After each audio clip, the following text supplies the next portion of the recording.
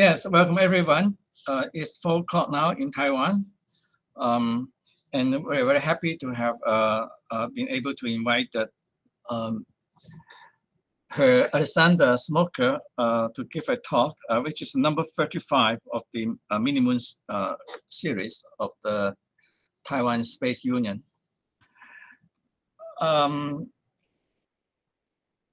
Alexander is a authentic and engaged young aerospace engineer. And as you could hear, and you'll learn from him, from his talk, he got his he first got his bachelor degree in mechanical engineering from the Aachen University, and then later he's now doing his PhD degree in the Technical University of Munich, and still it will take him 1 or 2 more years to get his PhD degree. But he has done already a lot of work, and recently he published a paper in Icarus coupled the H2OH and H2O lunar exosphere simulation framework and impacts of conversion reactions. And as you will learn, it's a rather comprehensive and comprehensive is a neutral term. I would say complicated is more appropriate term, but for German it's not complicated enough. Okay, Alexander, go ahead, please. All right, wonderful. So thank you very much for the introduction. Thank you very much for inviting me here today. Let me just share my screen, and then we can get started. So, all right. I think now you should be able to see the presentation. Wonderful. Thank you very much for the invitation. And thanks for giving me the opportunity to talk here at the Mini Moon seminar. So the overarching topic, because this is really the topic that I gave my, my research, is that I am currently looking at extraterrestrial exosphere and surface simulation. So I'm very deeply rooted inside of the numerical side of things. And as was already introduced, I recently published a paper on a lunar exosphere simulation framework, which is primarily looking at hydrogen species. And I hope that I can use my time today to make it a little bit more clearer what I wanted to convey with this paper, with this research. Before we dive right in, before I can get into the nifty little things of the framework, I wanted to also take a little bit of time to introduce myself. Again, I am Alexander Smolka. I am currently working for the Professorship of Lunar and Planetary Exploration Technologies at the Technical University of Munich.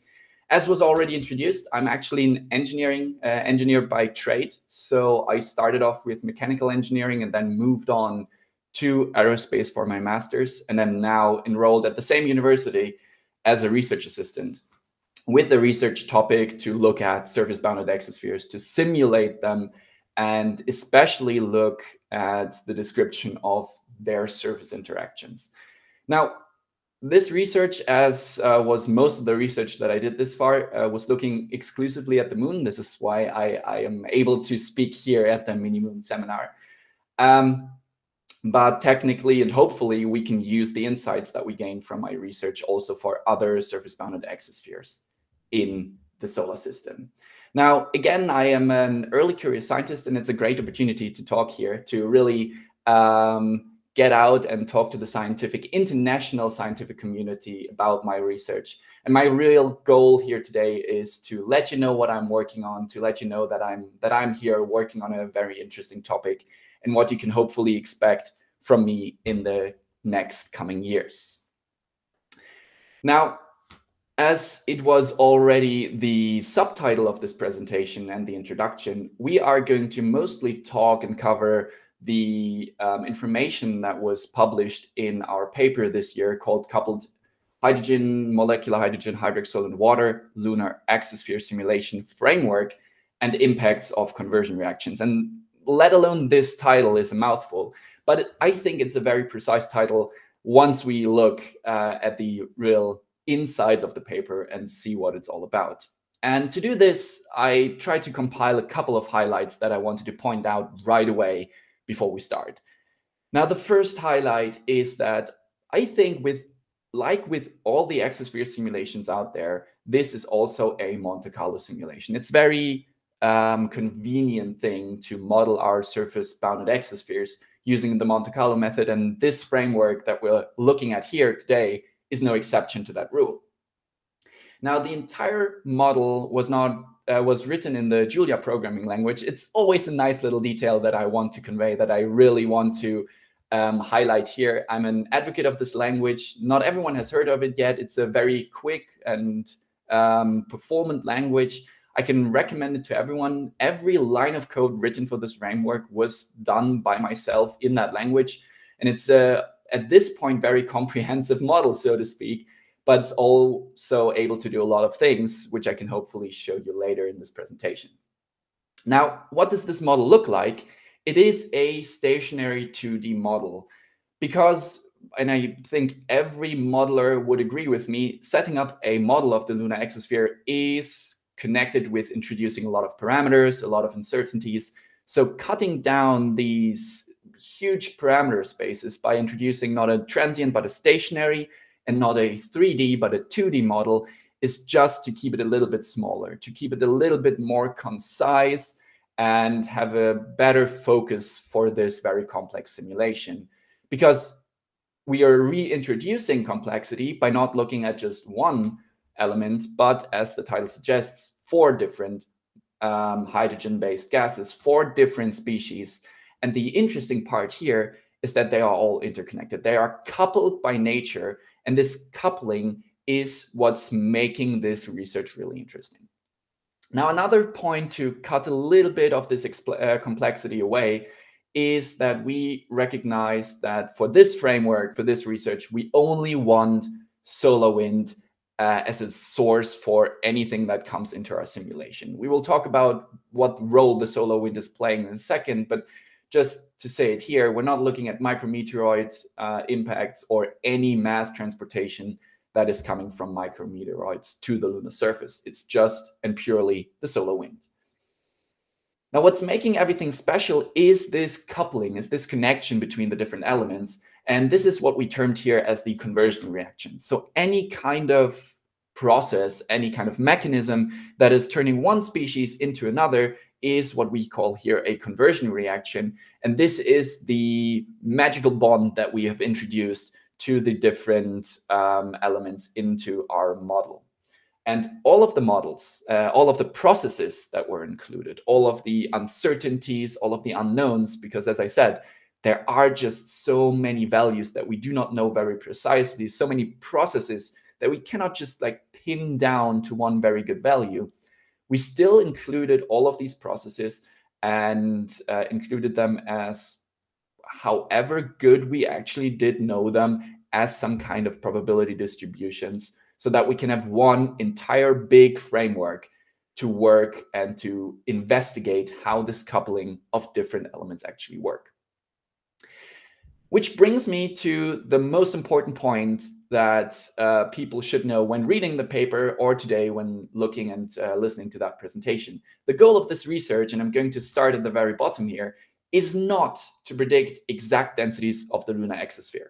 There are too many different unknowns, too many parameters that are not entirely precisely defined, that this framework in itself can at this point not predict exact densities. But the goal wasn't to do it. The goal was to show that this framework works, that having the influences of the different elements inside of one combined model with these conversion reactions that we have is having a very important effect on the dynamics of the lunar exosphere, a very important and non-negligible effect that we will see later when we look at the results. So please keep that in mind when we're going through this presentation. It's not about exact numbers of the number densities that we have as a prediction outcome of this model. It's just to show the framework. It's to show that the framework works, and we cannot neglect multi-element simulations. They are a very important part of this research. So without further ado, I think we can jump right in. I'm trying to go through the most important points, roughly going through these highlights. through the way.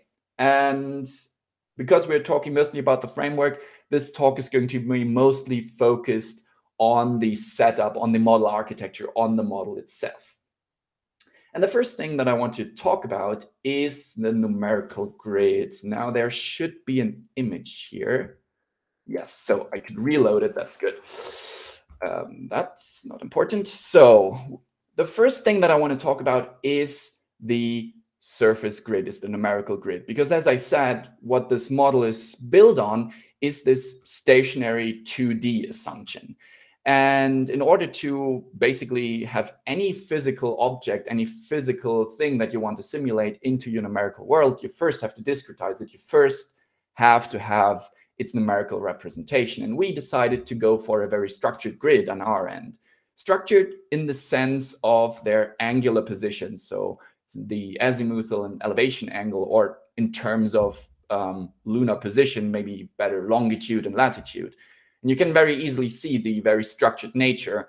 Though if you go back into the Cartesian projection of such a surface grid, you see here the three-dimensional Cartesian representation of this very same structured grid.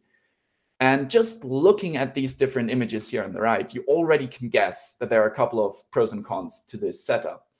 The first one is it is extremely easy to set up. The structured grid, very easy. You can see it, that it's just numerically also very easy to describe.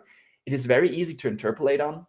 And it also, and this is one of the most important points, is very easy to find analytic solutions to mapping continuous points to discrete elements. This is because since we're only looking at a two-dimensional model, we are not tracking particles through their trajectory through the exosphere. We are only calculating analytically the landing positions based on their starting point, based on their velocity.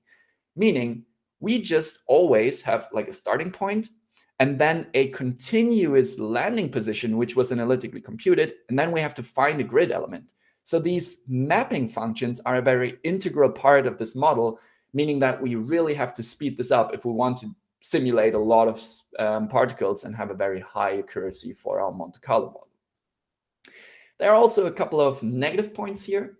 So the one is very obvious, especially if you look at the Cartesian projection. You here in the bottom right have this clumping of elements at the poles. So you have a very uneven distribution of elements. Going up the latitude, there will be more and more and more, and you will end up with an over-representation of grid points at the poles, which also comes hand in hand with a changing element size with latitude. So big elements at the lunar equator, while going small and small and small, and have very tiny elements at the poles. Nonetheless, we tested a little bit around with more equal area projections, equal area grids. The additional accuracy effect of getting rid of this clumping was so negligible, at least compared to the overhead that we then had to accept in terms of numerical effort. Like the mapping functions became more complicated, interpolations became a little bit more complicated. In order to get all of this right, we had to spend so much more time of our simulation that we said, this is not worth it. We want to have a very straightforward framework. So we went on and said, okay, we are going to go for this structured grid and call it a day on this end. Now, the first thing, and again, I would say everyone will agree with me here, the first thing that you do now that we have our domain, now that we have our numerical representation, is start introducing some of our boundary conditions, some of the very important parameters that make up the model. And I would say one of the most important, if not the most important parameter, is going to be the surface temperature. And I'm just going to guide you through the process with which we arrived at the final projection. Now, here you see an animation of a couple of diviner measurement snapshots of the lunar surface. But because I already said we have the 2D stationary model, we cannot really work with like an animation, like a time dependence like this. So the first thing that we wanted to do is, okay, we're going to make everything stationary in the sense that we're just not looking at the rotation of the moon in terms of a moving of the subsolar point. So the second animation right here is just the same animation, the same snapshots, just with the subsolar point aligned. Now, if you look very closely, that only went half the way that we wanted to go, because we still have all of these topographic artifacts that we can see all over the place, especially here at the terminator regions around this very bright spot. These are all because of different angles of the sun, different topographic features, and we do not really want to consider time. We do not really want to consider the topography in our very simple model. So this was still not something we could use. So we decided, what if we smooth out the map a little bit by just taking all of the snapshots and combining them to one averaged diviner measurement based surface map, which is what you see here on the left now. And just for a little bit of clarity, I also included the 100 Kelvin line here, because it's always interesting to see not only the a lot smoother map that we have right now here, but also that we have this asymmetry from the before sunrise and after sunset region, where we have a very sharp increase in temperature before sunrise, but thermal inertia of the moon is just keeping the surface a little bit hotter for many, many hours to come, until we finally cool down below 100 degrees right here. Now, looking at that line, you still see it's wrinkly, it's not very straight, it's not very smooth at all in terms of lines. So another idea would be to say, well, there must be some analytic representations, and indeed there are. There's a very nice paper by Hurley et al. From 2015, who were looking into such analytic models of the lunar surface temperature. And I just wanted to point out how similar these are.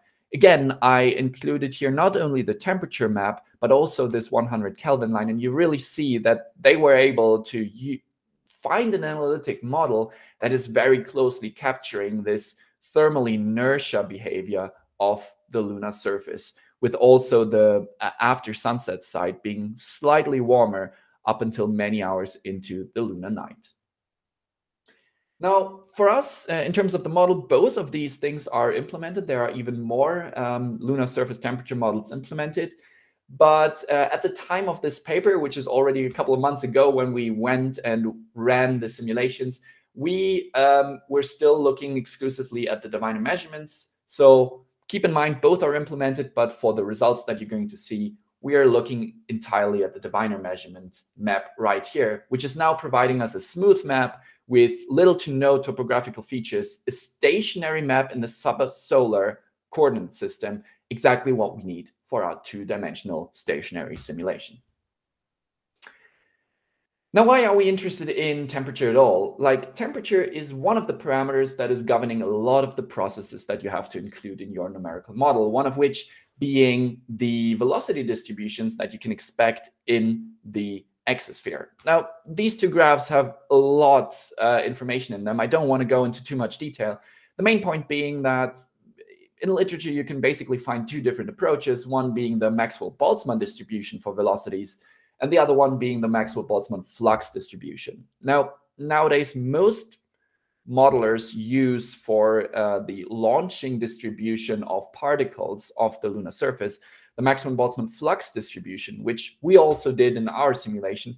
I always just like to point out that there are some differences between these two distributions, which make the outcome a little bit different. Especially if you look at the black line, the three-dimensional speed distribution of both distributions here, you see on the black line, you have like three dots, one of them being the root mean squared speed that you have here. And you notice that the root mean squared speed for the flux distribution is much lower than the one for the Maxwell-Boltzmann distribution. And since we know that this root mean squared velocity is proportional to the average energy of the ensemble of particles in the exosphere, ensemble of particles that we're currently looking at, it means that for a flux distribution, our average statistical average energy, kinetic energy of the particles will be lower than for a Maxwell-Boltzmann based distribution. This does have some implications for how many particles do escape, how many particles can move how quickly. But I just want you to keep that in mind and know that for the rest of the study, while both are implemented in the model, we used exclusively the Maxwell-Boltzmann flux distribution for our simulations. Now, this is only one side of the coin. there are many, many other parameters that are very sensitive to temperature. And another one being, and this is probably a graph that everyone has seen in multiple different formats while working on this topic. Another one being the adsorption process, or because that's more what we implemented in our model, the residence time that we have in our model. Now here, this graph I plainly copied from Teolis et al. From this year, 2023. And they just show like a very typical graph where you have a chemisorption well, a physisorption well, different paths particles can take based on the energy that they currently have. Now, the main thing that I want to say is that, as we all know, chemisorption has a much deeper well than physisorption.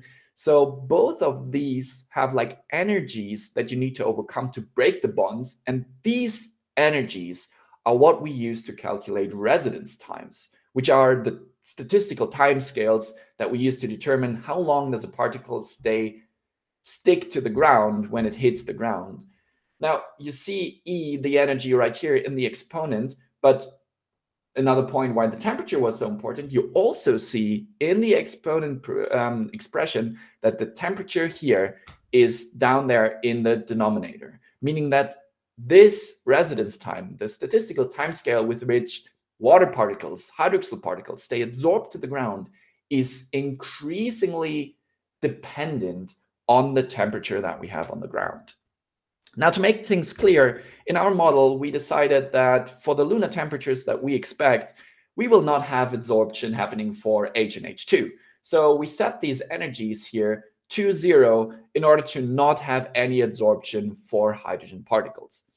Now, it's different for OH and H2O, where we have both minimum and maximum values that we found in the literature, which can like roughly relate, very roughly, especially if we just think of it as a first order process, roughly be related to the physisorption and the chemisorption.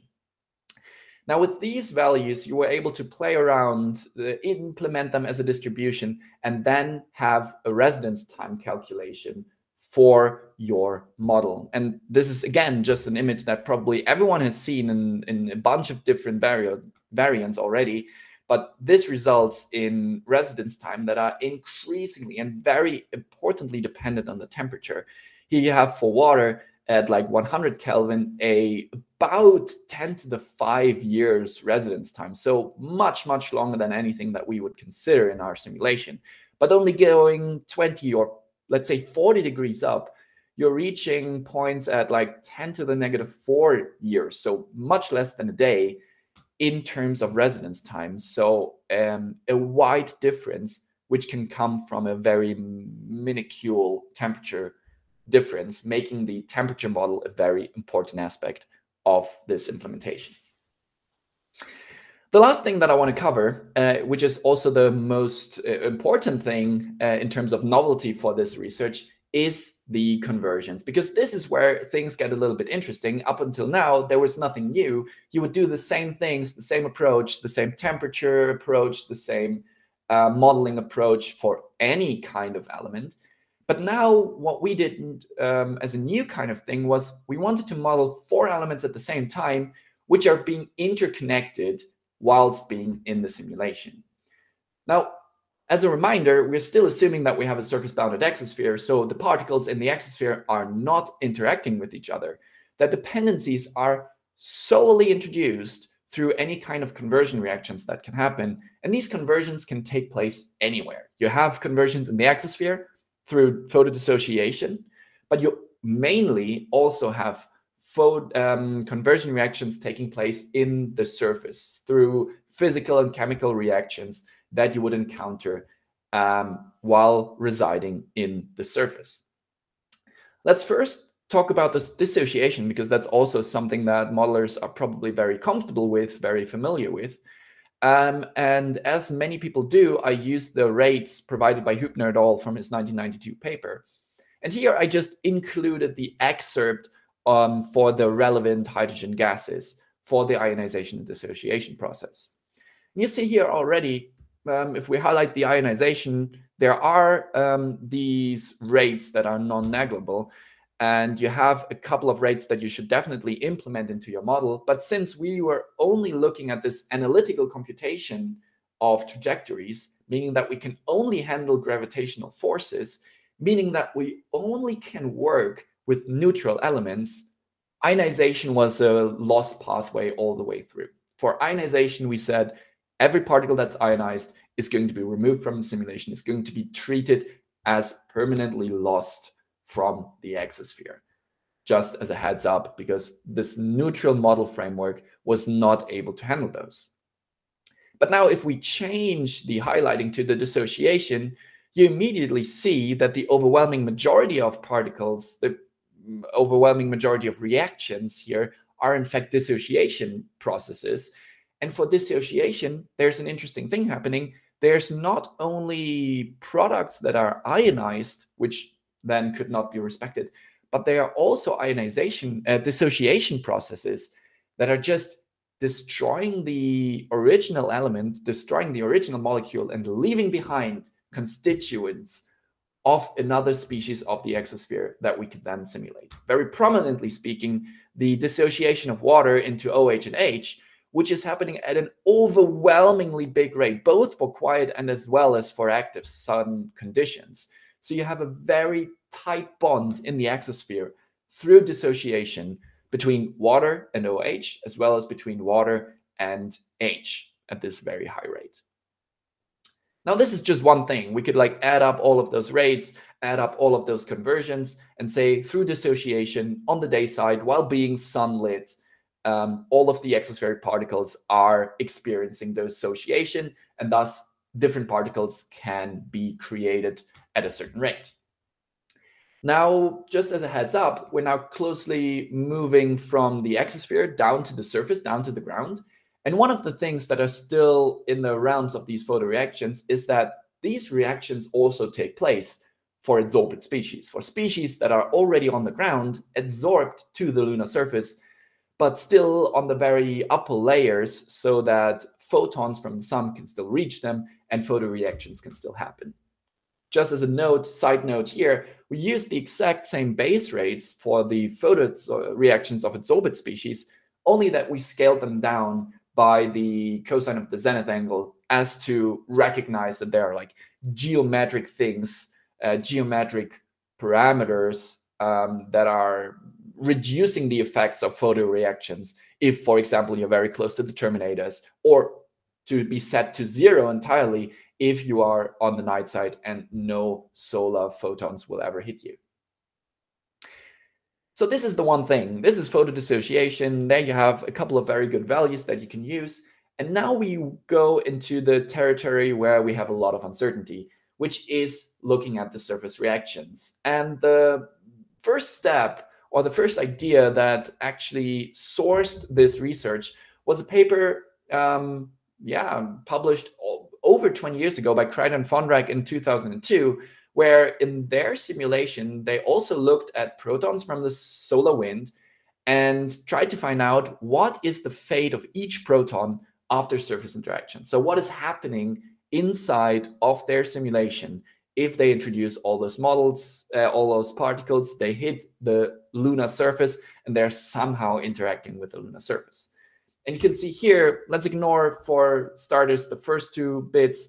We can see here that for each proton, we have about a 27% chance of it desorbing as H, an overwhelmingly 60% chance to be converted to H2, a 10% chance to be converted to OH, and a 2% chance to be converted to water. And this really led to our first assumption that really sourced this very research, which is that they said this is for protons entering the surface and having one surface interaction. We assumed that the same probabilities are valid for neutral H atoms. So we would have conversion rates from H to H2 at 60%, from H to OH at 10%, and from H to H2O at 2%. You can go through the literature and find the respective conversion reactions that would need to take place in order for this conversion to happen. So recombinative desorption being amongst the more prominent ones, both for the creation of H2 as well as the creation of water. And especially if you look at the bottom line here, where we say from H to water, we need recombinative desorption of OH. That means that first, in order to create water, we have to convert to hydroxyl, and only then we can create to water, meaning that just looking at these numbers, we can very easily compute what then the chance of one hydroxyl, or basically two hydroxyl because you need two hydrogen atoms, what the chance of one particle of OH would have to be converted to H2O. And thus giving us like the first base probabilities that we can use in our model. Now, note that these probabilities are all global values. There are no indications as to the dependence on temperature, on time, on concentration, on material, on anything. And the authors even highlighted that these probabilities are probably very highly uncertain, so that there has to be a little bit more research be doing on that. And we recognized that, and we said, well, maybe their actual numbers are quite far off. We don't know how they actually behave with temperature. We would probably assume that higher temperatures would boost the surface interactions, but there were no documented dependencies anywhere. But we said, as a next assumption, let's just say whether or not we have these dependencies, probably the ratio between all of these likelihoods should stay roughly the same. So this 60 to 10 to 2 ratio that we have here in the conversions, this is the 60 to 10 to 2 ratio that we said would be present all the time. That's the second assumption that we did. And then in order to really investigate the effects, to really try to test what the authors meant, like how much of an influence do these probabilities then really have, we said we're going to stick to this 60 to 10 to 2 ratio, but we're going to introduce a reactivity fraction Xi, which is then scaling these probabilities up and down. Now this looks something like this. Here I brought with me a couple of values for the 4 different studies that we ran. So a reactivity fraction of 25, of 50%, of 75%, of 100%. And you see this reactivity fraction is really giving you an idea of how much H is converted at each surface interaction. So very easily, if you say you have a 25%, reactivity fraction, 75% of H will remain H because there is not enough reactivity.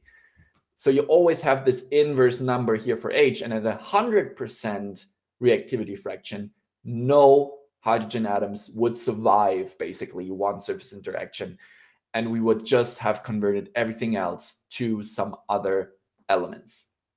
And interestingly, you still have like these numbers right here, which are all in the 60 to 10 to 2 ratio that we just introduced. And then we looked at this, how can we scale up and down the reactivity of the surface, and then investigate how much the exosphere would change as an answer to that. So we went from like 20% of all particles are converted to H2 up to a overwhelmingly 83% of particles being converted to H2, just covering a little bit more of this parameter space, more than the researchers have done in 2002. Now, this was already a lot. This is really the nifty little number thing that we included in all of the models. These are the numbers that we use to set up the model.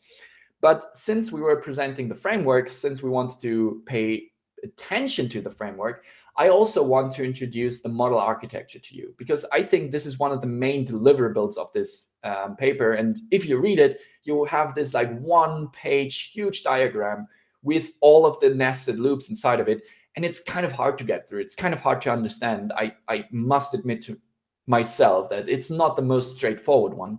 So I want to quickly go through this model architecture with you today as well, to make it a little bit clearer of how we introduce these conversion reactions into the numerical model itself. As I already said, we have this nested loop architecture. So in total, we have 4 loops. We could have put 2 together. We could have like extracted a 5th one there, but we decided to go for 4 main loops, with the outer one being the Monte Carlo loop. It's a very easy one. I'm showing it right here. In the Monte Carlo loop, not much interesting stuff is happening. We're starting the simulation, and we're just going through each and every Monte Carlo step, looping over our innermost loops, time and time again. And every time we did it, we're saving the results to file so that we can have the post-processing at the end of our simulation. So loop 4, not very interesting, a standard Monte Carlo method approach. Now, where it's getting interesting is loop 3, because here the magic of the conversion is taking place. You see, we're starting at the top, coming from the start of the Monte Carlo step. And the first thing that we're doing is we are preparing the current iteration by calculating the source rate, which is here given as S dot. I hope it's not too small to see. Otherwise, just I'm telling you, the first step is calculating the source rate that we currently have. Now, remember at the beginning, I said for the first iteration, we are just considering solar wind. So all of our source is in protons and is on the day side of the moon. So everything that we have in the first iteration is just focusing on the day side, introducing all of the particles into our simulation from just 1/2 of the moon. Now, having calculated the source rate, what's going to happen is we're going to run through an entire simulation for all of the different elements. So one simulation for H, one for H2, one for OH, and one for H2O, by just looping through all of the grid, through all of the particle trajectories, calculating all of the number densities in the process. But most importantly, and you see it here as a dashed orange line coming out of this inner loop, we are saving all of these conversion reactions that have taken place in the innermost loops and then feeding it back into the setup of the iteration. Why are we doing this? Well, in the first iteration, source rate was purely the solar wind. In the second iteration, our source rate is calculated based on all of the conversions that have taken place in the previous iteration. And so it is for the third iteration. So it is for the fourth iteration, and so on and so forth. So we're considering those particles that are converted as being lost from the iteration itself, but we're remembering these conversions, saving them to file, and then using them in the next setup of the iteration to then reintroduce these as a different species, as the source at a different species. So this is really everything that we did in order to use these conversions for our model. And in the innermost loops, we're at loop 2, looping over all of the grid elements, because we then have the calculated source rate. Using the source rate, we have to start one particle from each and every grid position, because conversions could have taken place at every point of our grid. So at every point, we have to respect that there's a new source. And this source is taken directly as the weight of the particle that we're currently initiating on that very grid element. So we're looping around one grid element at a time until we started one weighted particle from each grid element, going in the innermost loop, which is a little bit more complicated, but in reality really isn't. We were just repeatedly launching a particle, analytically calculate the landing position, land the particle, and then follow up with a surface interaction and a residence time. Now, ignore the right side here for a second. It's really just the very straightforward loop that we have here. Launching, landing, surface interaction, rinse and repeat.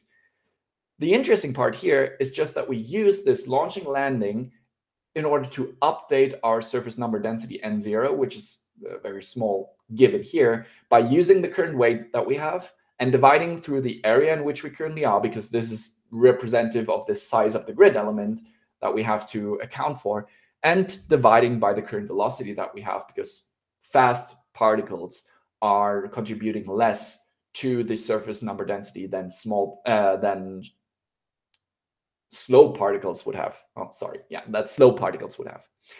And we're doing the same thing for the launching as we would do for the landing. So we're updating through this loop 1 time and time again our surface number density until we either escape, we're cold trapping, or we have a weight that has been reduced through, and now we come into these orange dashed lines again. We have weights that have been reduced through photodissociation, through our probabilities of our subsurface reactions, through our adsorbent photodissociations. Through all of these things, we are continuously reducing our weight until at the end of a surface reaction, at the end of one of these cycles, our weight is much less than the initial weight that we initially started with. And at some point, we just say at 1 over 1,000 or 1 over 10,000, we say, okay, now our weight is so small compared to the initial weight that we have, it's now not really taking into account a lot more of the accuracy. We can now cut off this loop 1 and call it a day. Just as a fixed, like rough number that you can assume, since we're reducing our weight pretty rapidly and basically capturing everything that we're losing in this conversion step, which is then reintroduced in the iterations, you might expect that we have to do a lot of iterations to reach convergence, which is not really the case. It's obviously, it's most of the time was roughly 4 to 5 iterations of all of the particles, of all of the elements, until we reached an accuracy also of about 1 over 1,000. So very, very quickly, we were able to arrive at a very decent convergence.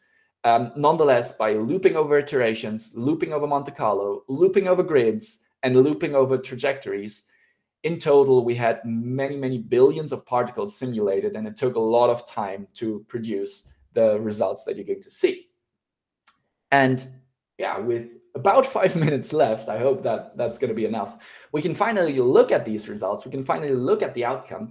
And before I go into the details of it, I want to remind you about the goal of this research. Again, it was not about the exact numbers. Obviously, you can look at the magnitudes that we have here, but it was not about producing the most accurate predictions of the lunar density. The main part, the main outcome of this research was to show you how the dynamics change by utilizing such a coupled model framework that we have here.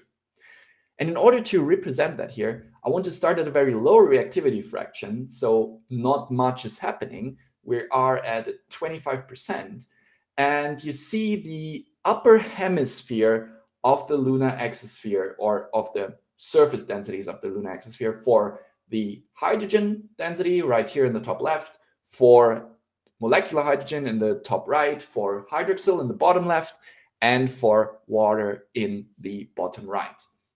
Now, as I said, we're only looking at the upper hemisphere because it's a very symmetrical model, and we have are going here from 0 to 24 hours in local time, and we're looking at 0 to 90 degrees in latitude, so a full depiction of the upper hemisphere.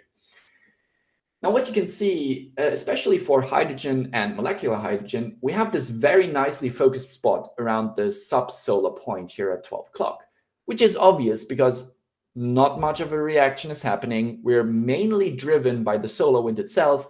Solar wind is only hitting the surface of the moon here on the day side, so between 6 and 18 o'clock, meaning that we will only have, especially for these very light species, these high densities on the lunar day side. You see it for H, and you also see it for H2, a very nice spot centered around the subsolar point. Now, the image gets a little different if you look at hydroxyl and water, because here a different aspect, a different process is more dominant than the solar wind, which is the adsorption process. Because for OH and H2O, we just have such high activation energies that during the low temperatures of the lunar night, all of the particles that are hitting the lunar night are just adsorbing to the ground, sticking to the ground, and will remain there until we hit 6 o'clock. We hit the morning terminator, sunrise. Temperatures go up quite rapidly, and all of the adsorbed particles that were previously like accumulating on the surface are released in one bulge, creating this very, very nice and distinct peak that you can see here right after 6 o'clock, stretching up, even nearly reaching the polar region. So you have a very nice peak coming from the desorption, the sudden desorption of hydroxyl and also of water particles. You see it very nicely for both elements.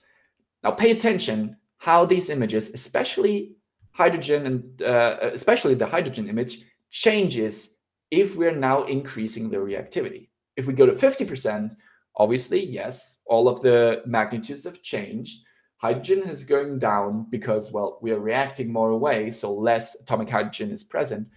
But we can also distinguish is that you have here at the morning terminator front also, much like the one that you can see for OH and H2O, you can see that there's a little front developing right here in the very much same shape that you see for the lower two images. And if you go even further to 75%, you cannot deny it anymore. There's a huge front that has been developing at the morning terminator, which is going to the extreme if we go to a reactivity fraction of 100%, where the effects of solar wind are totally negligible. You do not see any influence of the solar wind at all anymore. You're totally dominated by the influences of, and obviously that makes sense, by the influences of the other species, mainly OH and H2O. Remember the dissociation, because this is the predominant effect that we are seeing in the results here, simply because we have such a high photodissociation rate of water going to H. If we have a lot of water, especially here in this region, and if we have a lot of dissociation happening, because, well, we are here on the day side, so everything is sunlit, what's going to happen that the very high water densities that we have here, so this peak that we have here, will then be translated into a peaking behavior of atomic hydrogen as well. So through the introduction of conversion reactions, through the introduction of coupling between the two elements, or between all the four elements actually, only with this we were able to not just change magnitudes here, we were able to completely change the dynamics. And now it's really time to think about what could be the correct approach here. What could be the right reactivity fraction? To what extent does this change in dynamics actually take place? And I only have 2 more slides left. The rest is backup, so don't worry. To just highlight this fact again, we can just look at the equator, and here are the surface number densities at the equator for all of the 4 species. And again, here you can see this behavior very, very well. If you look at the black line, which is the lowest reactivity, we here for hydrogen only have this bulge on the day side. We're only going up completely dominated by solar wind. But if we go and increase the reactivity, not only do we decrease the hydrogen exosphere density, because more and more hydrogen is reacted away, we're also developing this very distinct peak here at 6 o'clock. The very distinct peak that you can see for OH and H2O as well. Now, what's interesting is you also see this very faintly in the H2 graph. Only here you have to look a little bit closer, because there's not really a peak happening. What's mainly happening is that you have an asymmetry between densities at the morning side and at the evening side. If you compare like these regions right here with the region right here, you will always see that the morning densities are slightly higher than the evening densities, leading to this dawn-dusk symmetry of molecular hydrogen in the exosphere as well, which is also part of what we can depict with our model right here. And this is really just a summary of all the effects that we just were talking about. And to finish my talk, mainly finish my talk, I want to just reiterate on the goal of this research. Again, don't pay too much attention to the exact densities. They are in the right ballpark, but it's not the goal to have the perfect prediction of densities here. But what we were able to show is that this framework works, and through the conversion reactions, we can actually have a meaningful change in the dynamics of the exosphere. And we have to put much more time into refining these conversion reactions in order to actually build a model and find out what the intricacies of this coupling really are and how much these different elements actually depend on each other. And with this, I'm done. A little bit time too much, but I think that's all right. Thank you very much. Thank you for your attention. And I hope I was able to make this research a slightly bit clearer than it was before. Okay, thank you so much, Alexander. Any question from the audience? You could either raise your hand or just turn on your mic and ask Alexander questions. Anyone? I do have a question myself. That is, yes, have you tried to, even though you say the number, it really doesn't matter, but still it would be good to compare the observations. I mean, from let's say from like from Ladi, what would be the number of water density from Ladi? Okay, so for in the paper, I think in the very end there is a huge table where we compare actually the densities that we get out from the framework with the densities that you can find. So you have Ladi, you also have LAMP observations, you have the some information about I think LACE in data. So there are a couple of measurements that you can use to compare. And what we find is that for H and H2, actually our model is very, very close to all of the measurements that you can find. For OH and H2O, on the other hand, we are about orders of magnitudes off.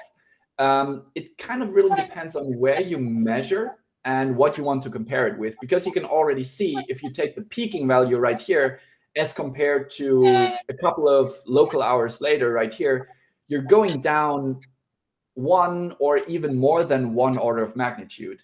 So it's a little more difficult to compare. But if you look at Ladi, which has provided a very, very strict upper limit to the water exosphere, I think it's about like 10 to 100.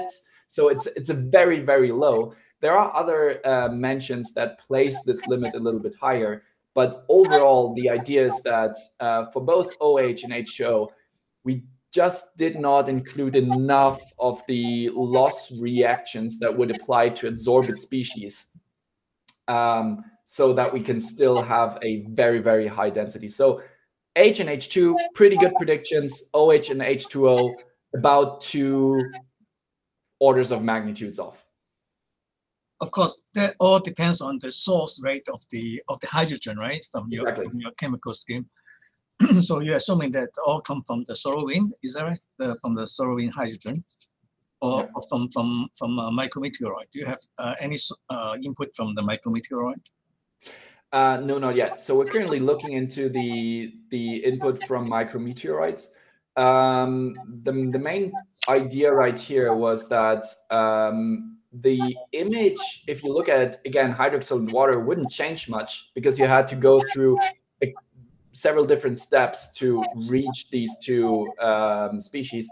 What would significantly change is this bulk that I explained right here, because this bulk coming from the solar wind is obviously only here on the day side because of the solar wind. If you then took into account micrometeoroids, the image or the exosphere for H and H2 would definitely change a little bit. But currently we're still mostly focusing on solar wind and trying to figure out this aspect first. Okay, so the net result is that the water molecule number density might still be uncertain because compared with the Ladi observations. And I think that would be nice to put the Ladi data on your upper limit on your H2O curves. Yeah, that's a good idea. Right. So questions from the audience? Yes, there's one from Ian Lai. Ian. Hello. Yes, I just have a question. Did you consider about the charge exchange in solar wind? I'm sorry, could you repeat that, please? Did you consider the charge exchange in the solar wind? Charge exchange in the solar wind.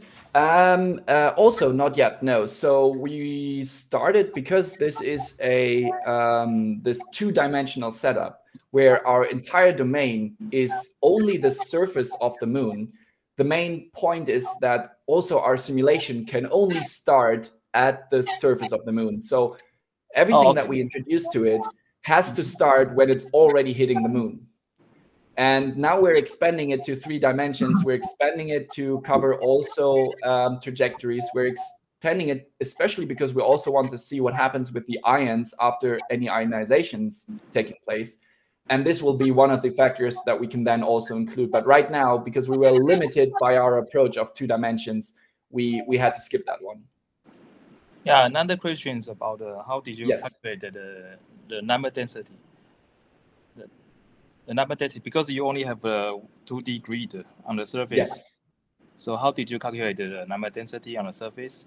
Okay, I have a couple of backups. Let me see if I can find that one. I think it's this one. So just as a little bit of a recap, we're back in the model architecture right here. And we calculated here, I just quickly went over it over these update functions that we have right here. Imagine in a typical three-dimensional model, what you would take to calculate the surface number density is you would have your your surface bound volume element. So basically the volume element of your grid that's residing on the surface.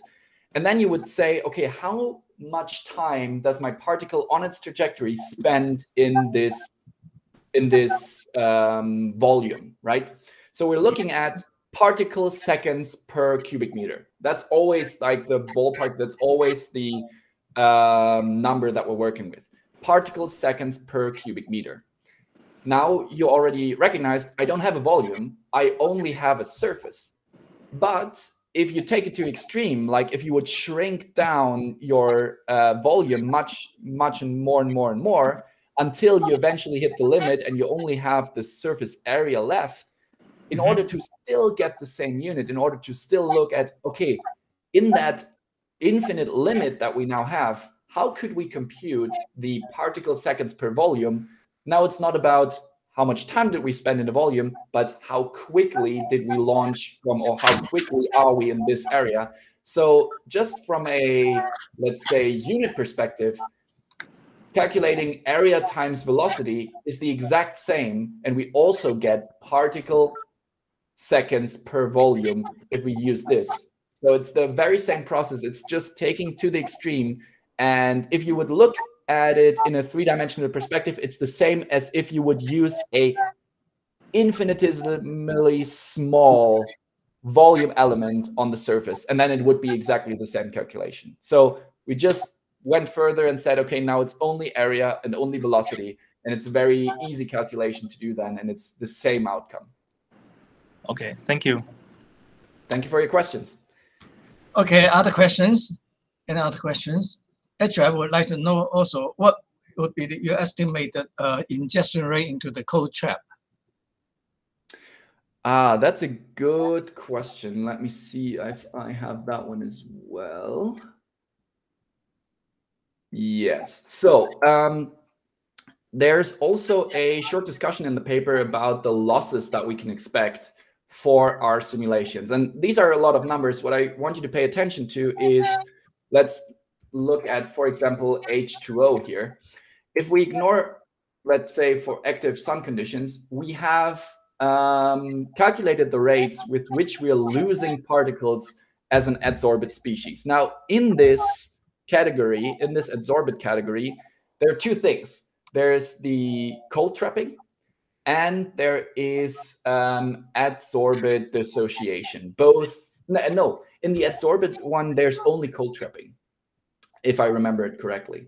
So you see here, simply because water is too heavy to be lost through the exosphere, it's too heavy to be lost through Jeans escape, the main loss path that we can have really has to be the adsorbate species. And I think this amounts to, oh, I would have to check, because this is just like a fraction in terms of 10 to the power of 14 particles per second that we would like lose over the cold traps. This is at the very end of the discussion section of the paper. So we try to look at it and try to estimate how much particles are we losing here, because as was already pointed out, the measurements of OH and H2O, they are a little bit rough and difficult to compare. So we also wanted to compare all of the data that we could find in papers regarding any cold trapping, any ice accumulations. And we found that all roughly in the ballpark of like these two values, we were able to reproduce the accumulation of ice on the lunar cold traps by having like that rough idea of cold trapping for OH and H2O. But as I said, like all of the time I'm showing like these exact values, take it with a grain of salt, because like exact values, simply because we introduced everything as probability distributions, is not the most straightforward way, right? We would need to clarify this simulation and try to run one simulation with very precise values, and then we could look at how much of this actually got cold trapped. Okay, very good, Alexander. Thank you so much, because the time is Thank up, you. and then it's very detailed. And by the way, you don't mind that the video being recorded? We have recorded the video and we put it on the web page. Very yeah, much so. yeah. That's all right. Thank you very much. So you'll be there for eternity. Yeah. Yes. Thank you. Thank you. Yeah. All right. Hope to see you again. Yeah. Bye-bye. Bye. Have a good day. Yeah. You too.